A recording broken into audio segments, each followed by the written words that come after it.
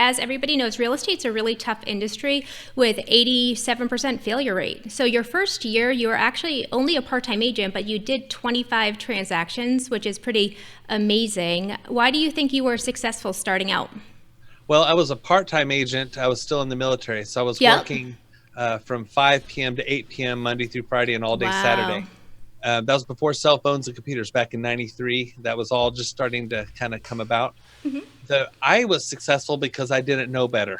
And I'll tell you something that happened to me. I saw this top agent in this little office that I joined, a boutique agency, and I saw him selling real estate. So I did, and I put 5 or 6 deals on the board in the first, month and a half. Nice. And I did it again on month 3. And then he came into my office one day and says, "What are you doing?" And actually scolded me. He goes, "You're not supposed to be this productive this soon." And I didn't sell a house for another month or two because, like, oh gosh, I'm going to make a mistake. I'm going to do it wrong. I literally had a competitor tell me I'm not supposed to work hard. And I'm then it sure you dawned on me, did. what the heck? So I just got back in there, and I knew my time was limited. So, and I wanted to make the most of it, and I wanted to get out of the military. So this is my transition job. Oh, nice. So you went 100%. That's great. Right.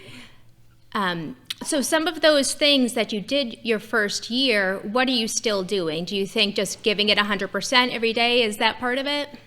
The very first thing I did, and this is one thing I love about being a curator agent, a curator just really kind of fit with what I believe, is I decided that if I was on the Army base, so I knew the Yeah. soldiers and the military chain of command infrastructure there. Now I'm in the civilian world, and I need to get to know who's who's running things in this town. Well, I got involved in the Chamber of Commerce. I found out who the mayor was. I learned who the police chief was.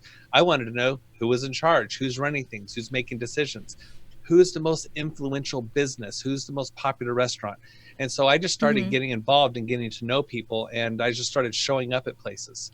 I Oh, actually went nice. to things I normally didn't do. Like I went to a symphony, and you don't normally see enlisted men at symphonies back then. So I went to the symphony because I heard this is where all the players are in the town. So I wanted to shake hands and, be in the room.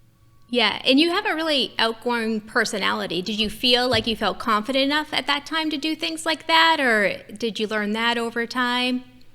At first, no. At first, I was actually pretty intimidated Yep. because I was used to, in the military, you know your place and your position, your responsibility.